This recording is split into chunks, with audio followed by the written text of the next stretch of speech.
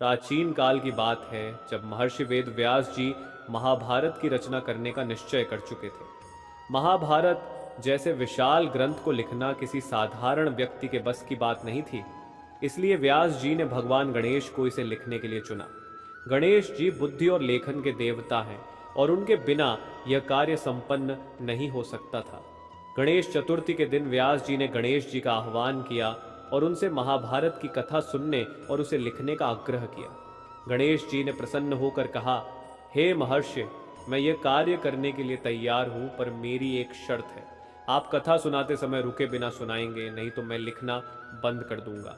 व्यास जी ने गणेश जी की शर्त मान ली, लेकिन उन्होंने भी एक शर्त रखी कि हे गणेश जी, आप तब तक नहीं लिखेंगे जब तक आपने हर श्लोक का अर्थ पूरी तरह से समझकर उसकी कमियों का आकलन नहीं कर लिया हो। इस प्रकार दोनों ने कार्य शुरू किया। गणेश चतुर्थी के दिन से व्यास जी ने अपनी आंखें बंद कर महाभारत की कथा सुनानी शुरू की।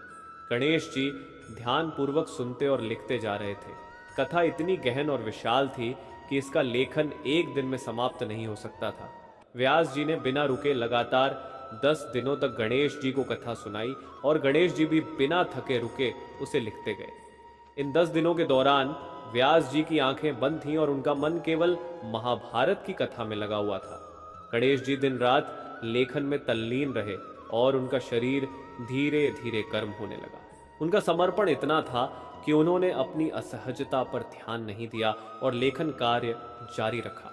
जब 10वें दिन कथा समाप्त हुई, व्यास जी ने अपनी आंखें खोली और गणेश जी की ओर देखा। वह चौंक गए जब उन्होंने देखा कि गणेश जी का शरीर अत्यधिक गर्म हो चुका था। लगातार 10 दिनों तक बिना रुके लिखने और ध्यान मग्न रहने के कारण गणेश जी के शरीर में बहुत अधिक ताप उत्पन्न हो गया था। उनका चेहरा लाल हो चुका था और पसीना उनके शरीर से बह रहा था। व्यास जी को यह देखकर चिंता हुई। उन्होंने तुरंत सोचा कि गणेश जी को ठंडा करने के लिए क्या किया जाए।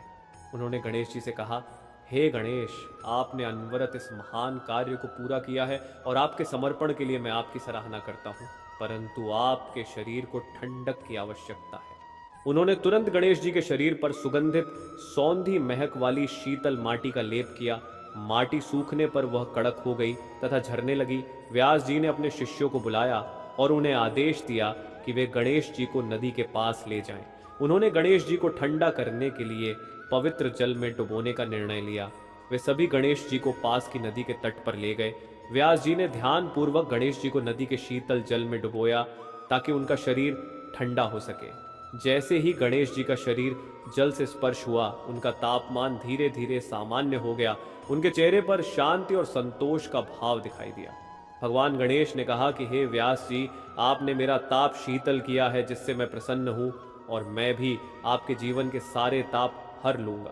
व्यास जी ने अपने हाथ जोड़कर गणेश जी की स्तुति की और कहा, हे गणेश, आपने इस महान कार्य को पूरा किया है। आपकी लेखन कला और समर्पण के बिना महाभारत की रचना संभव नहीं थी। गणेश जी के जल में डुबोने की इस घटना ने एक नई परंपरा की शुरुआत की। व्यास जी ने घोषणा की कि हर साल गणेश चतुर्थी के दिन भगवान गणेश का आह्वान किया जाएगा और 10 दिनों तक उनकी पूजा की जाएगी। इसके बाद 10वें दिन गणेश जी का विसर्जन किया जाएगा, जिससे उनके शरीर को ठंडक मिले और उनका आशीर्वाद हमेशा हम पर बना रहे। इस प्रकार गणेश चतुर्थी के दिन से गणेश जी की पूजा का पर्व प्रारंभ हुआ। हर साल भक्त 10 दिनों तक गणेश जी की पूजा करते हैं और फिर उनकी मूर्ति का जल में विसर्जन करते हैं, जो गणेश जी के प्रति कृतज्ञता और सम्मान का प्रतीक है। व्यास जी और गणेश जी की यह कथा हमें समर्पण, तप और कर्तव्य की महत्ता सिखाती है। गणेश जी ने महाभारत जैसे महान ग्रंथ की रचना में अपने संपूर्ण मन, शरीर और आत्मा को लगा दिया। उनका यह समर्पण हमें यह सिखाता है कि कोई भी कार्य छोटा या बड़ा नहीं होता, बस उसमें लगन और निष्ठा की आवश्यकता होती है। विसर्जन का यह पर्व हमें जीवन के चक्र और नवीकरण का प्रतीक है, जो यह बताता है कि हर अंत के बाद एक नई शुरुआत होती है। गणेश चतुर्थी और विसर्जन की यह परंपरा इस कथा की स्मृति को जीवित रखती है, जो हमें सदैव कर्म और भक्ति के मार्ग पर चलने के लिए प्रेरित करती है।